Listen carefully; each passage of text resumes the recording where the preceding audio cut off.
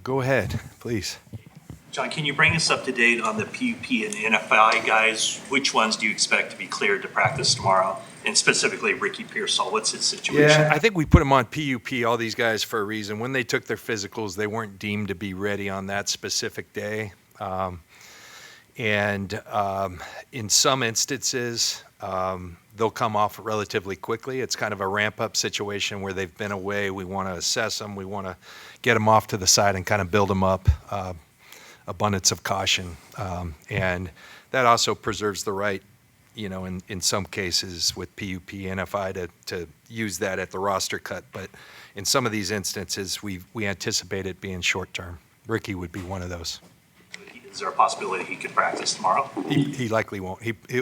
You'll see him out there off to the side, likely.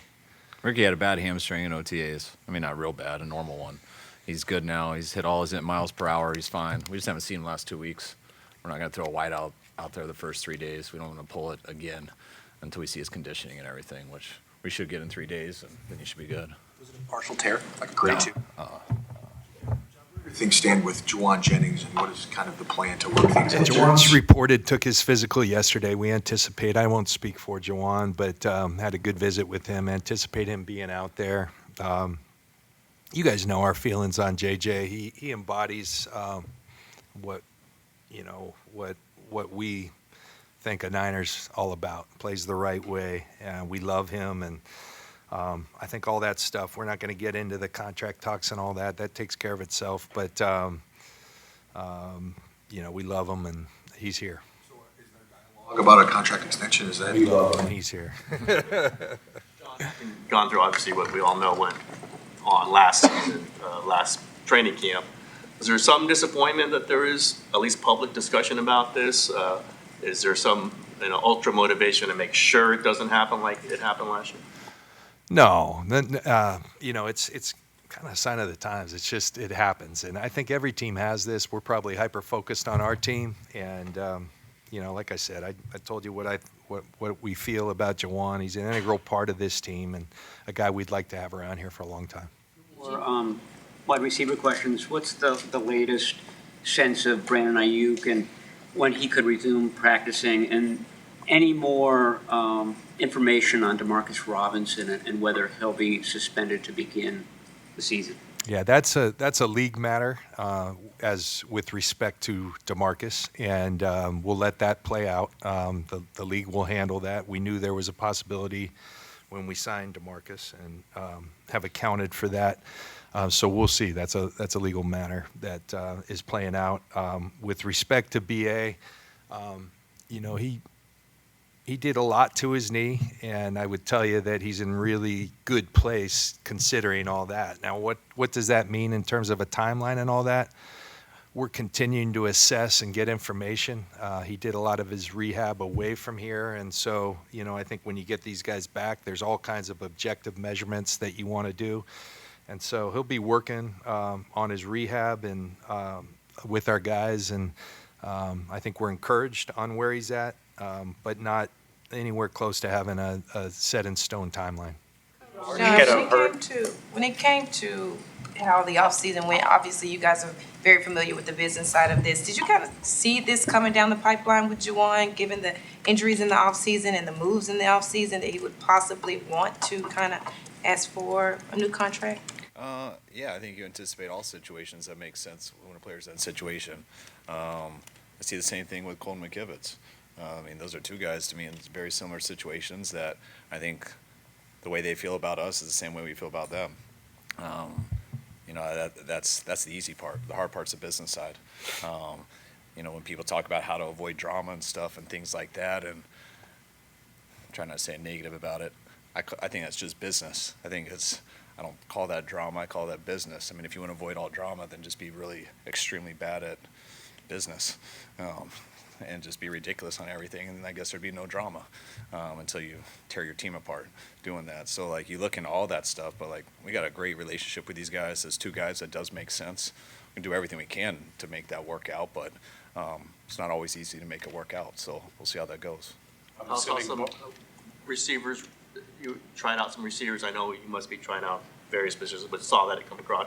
Do you feel a little light just given Anytime we don't have 12 receivers for any NFL camp that I've been in 21 years, I feel light. And so we have 12. That's a hard thing with PUP because when a guy's on PUP, it counts on your 90. So even though we have 12 receivers in our building, with BA not being able to go throughout training camp, that means you only have 11.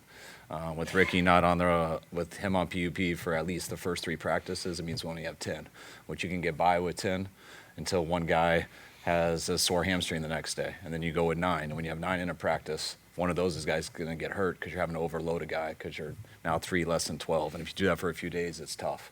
So that's the hard thing with PUP guys. Even though it looks like your numbers are there, they're not. So we felt we had to get a guy for the numbers, or eventually you lose one guy, that's going to lead to 2 more. So that's really the thought behind all that. And we have that with every position, really. And to help you guys all out, it just happened. Help me out with the name, Equinemius, right? Equinemius St. Brown. We'll have signed him, so he'll be joining us off that workout yesterday. Kyle, what tone do you want to set on day 1 of training camp this year? I want it as simple as can be. Like, my goal with everything is to be the best we can possibly be, and that means nothing except for each individual becoming the best they can be. And all that has to do with putting in work and getting better each day. Like, we're finally at a camp. I think these guys have put the work in throughout the off season, where they've been with us or away. And they've given themselves a chance to come in here and really grind. And we're going to do that here for the next 5 weeks before we settle this team. I think we have as much position spots open. The final 53, the practice squad we've had since probably 2018. And I really want everyone to come in and focus strictly on that. Be the best you can be, work every day, and we'll see what that adds to make our team collectively. But if I could simplify me rambling better, it's time to go to work. And John, what mindset does the team need to carry into this year starting today? Well, Brianna, being around this league for a long time, each year is a new year, and you earn everything you get. And there's some excitement and newness every year in this league with this team. There's a lot of young, new players who we've added. And with that comes some unknown, but it's also exciting. And so, but what I would say is we have a tremendous core of players, and they got to decide what they want this team to be. And a lot of things have to fall in place. But I do know that, what happened last year, and there's a lot of reasons, fell short of our standard. And our guys understand that extremely well, and I think they're very motivated, like Kyle said, to do everything and be very intentional. And it's one thing I love about Kyle and the way he organizes practices. It's all with one intent, to have the team as ready as they can be, and with that, at times, takes some risk. We're not going to go through a training camp 100% healthy. We understand that. We try to do everything we can to account for that and put our players in the best situation, but you have to work. You have to callous up, and I think it's about that work, and it's really exciting. I watched, I think we all sat back and watched Scotty Scheffler, win the Open, and he's starting to talk a little more in terms of what his preparation and things. And the thing he said, and I think it translates to any sport, is how everything he does during the week in preparations is extremely intentional to try to set him up to do one thing, give himself the best chance to win. And that's the same thing we try to do, and how we put our roster together, how they organize practices, and that's what this whole thing's all about. So I would just say the tone is that you got to go earn it, and I know we have some very motivated players to do just that. Why is he an NFI? Organize the practices. So the question, real quick, Squad and then we'll come spotting. to you. Yeah, he hurt himself working out away from here. He's one of those guys, not going to put a time limit, but relatively soon should be coming back. Barsh. How does he stack up as far as, Kyle, when you look at that left guard position? Has he kind of put himself at the top based off the offseason program? No, but he's right there competing with guys. Him and Zakel. We all know Burford can do that. He's done it before. We're starting him out, working to try to get that swing tackle spot. But we also know he can hop right in and guard and play because he started there for us in our 23 season with Feliciano.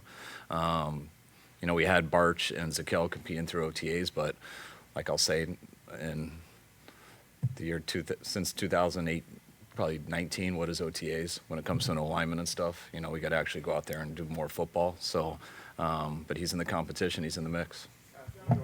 Map out what the workload plan is for McCaffrey and Trent Williams specifically? I mean, it's all on paper somewhere. It's too confusing for me to memorize, or I'll forget things that can't just read on paper. But That you have to take into account to try to get these guys through camp healthy. oh, definitely. Which we always do. Last year neither of them did camp, and that didn't help them go through the season either. So I'm glad that they're both here and healthy, and they get a chance to go back to me, have a chance to build their bodies where they have a chance to get through the season like they have in the past. You guys seen from last year's draft class as far as taking that year 2 jump? I think that's one of the most important things. I mean, I think the most obvious thing is how many rookies we're going to be dependent on this year, especially when you look at the defensive side. We hope we are. But that goes hand in hand with the second-year guys. Guys that came in here and did a hell of a job in their first year, guys like Renardo, guys like Ricky, Garindo. You got Mustafa, who will be back sometime during the season. But it's huge for those guys to take a second step. I mean, you talk about the sophomore slump a lot, and we're not in a position that we can afford that. So we're dependent on those guys to not have a sophomore slump. And, I mean, I see the same in some third-year players who haven't. I mean, guys like D. Winters and stuff. He got some playing time a little bit more last year, and he can't take a step back. We need all these guys to take a step forward. And I talk about second-year players. I have the same for the rookies, but I'll go to our vets also. Like, our vets need to take a step forward. Anybody here, I mean, it's a cliche thing, but you're getting better or worse. You're not staying the same, and I want to make sure I'm getting better. I want to make sure every player on our team's getting better. Shout out to Corey Rush for anticipating the sophomore slump questions. Good work, Corey. Up on that, especially with the rookies on the defensive side of the ball that you'll be relying a lot on. Realistic expectations for the defense starting out the year. Obviously, you want them to produce and play well. You've seen Robert Saleh have an effect on them already in the offseason. But when you guys kind of huddle, what do you think are the realistic expectations for the defense early on in the season? Yeah, well, one, I think we got a lot of good vets, who have established themselves in their league. I mean, I can go over numbers, but there's not many people in this league better than Fred and better than Nick. Love what Demo's done here these last few years and the vet he's become. But yeah, there's a chance we could have 6 rookies or 6 new guys starting. There's a chance we could have 8. We'll see how it plays out. And anytime you say that, that's different. That is a different team. That is a different side of the ball. And so that does take some time. That's why I'm so excited to get started with camp so we can start working that. That we got a really good head start in OTAs. When you have a young defense like that, you think of 6 out of our first 9 games are on the road. I know that'll be a huge challenge for them.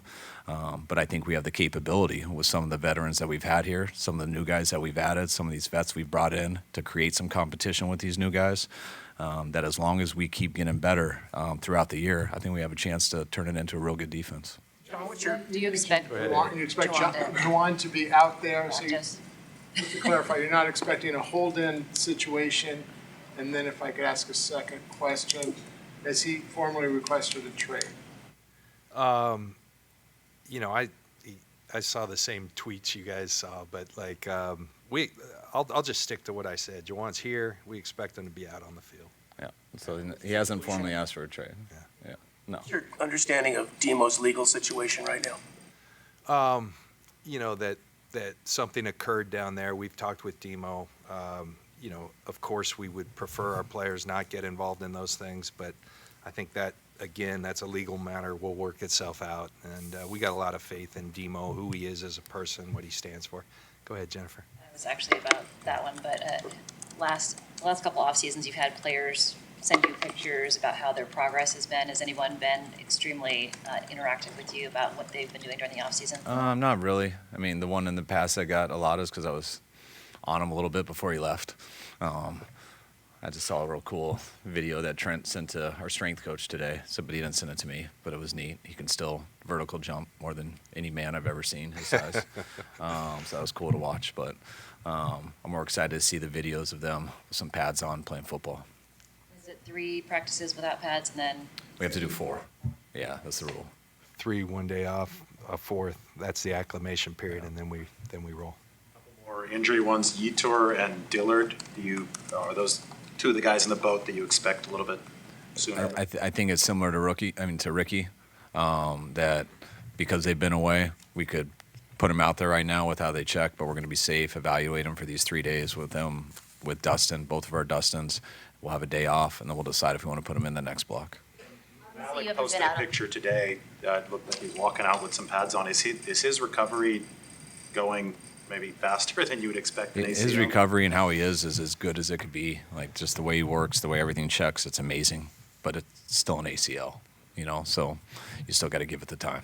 And I think, to add to that, it's a revision. It's one he had previously hurt. And so I think with that, the time element, I think Malik is going to outperform every time because he's a special athlete and then he's a special human being who's going to do everything and more.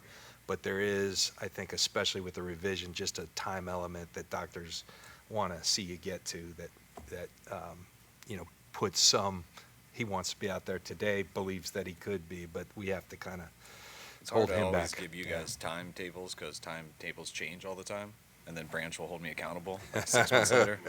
But when you look into like all three of our ACL guys, whether it's Rourke, Mustafa, and BA, they're all kind of in the same boat of the time to come back, which isn't going to be training camp. I mean, it could be, but that would be very surprising. All right, but it'd be sometime in the season, hopefully the first half.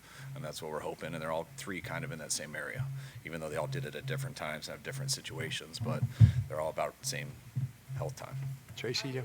Yeah. Obviously, you haven't had a practice yet, but how have you seen kind of the infusion of youth excite and motivate some of your veterans? I thought it was awesome during OTAs. I mean, I think you've heard us talk pretty positively throughout the offseason. I think the irritation of the year before had a lot to do with that. But I also think the added in so many young guys who, when they came in, it's not just adding. Young guys don't add the right type of energy and everything if they're not the right type of guys.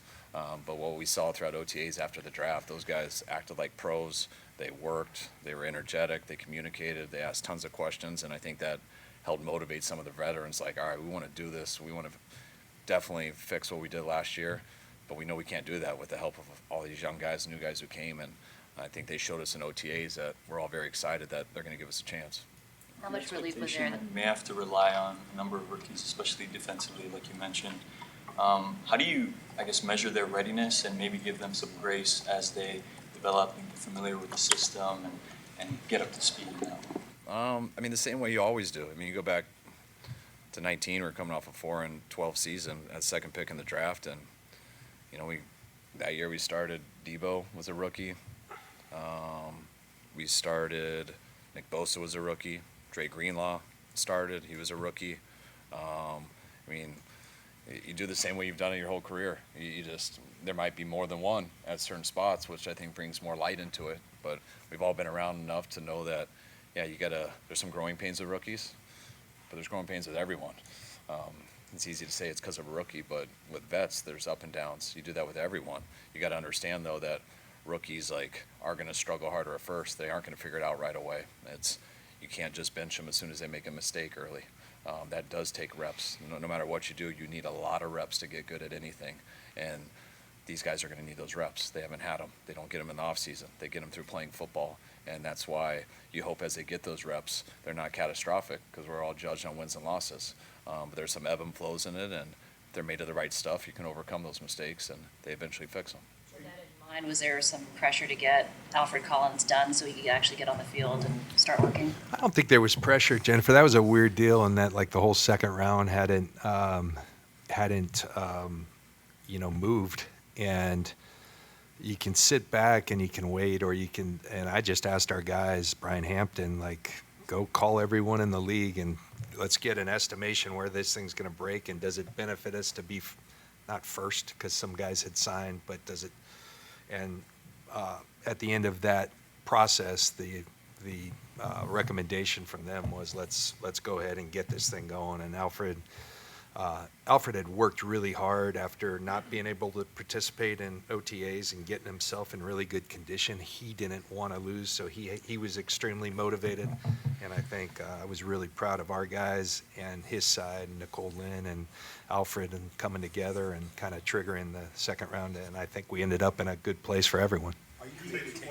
Are you committed to taking those lumps potentially and letting the young guys, the rookies, learn on the job early in the season, even if it costs you a game or two? Yeah, but it's also, is there a better vet behind him?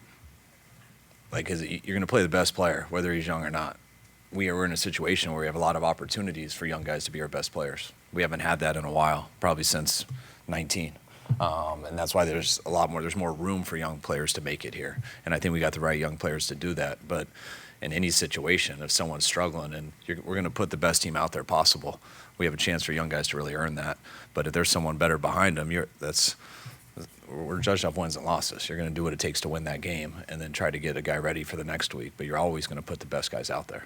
In the offseason program, where did you see Brock take maybe his biggest leap, and what do you expect from him training camp and getting ready for the regular season opener? I think Brock's played at a very high level since he's been here.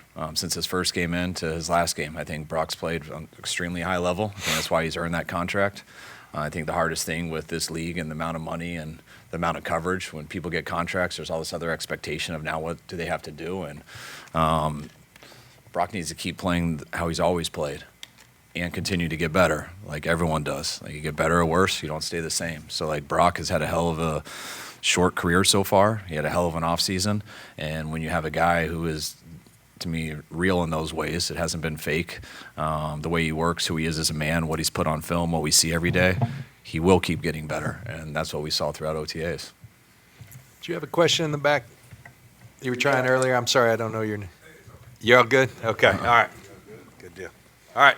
All right. Thanks, guys. Thank you.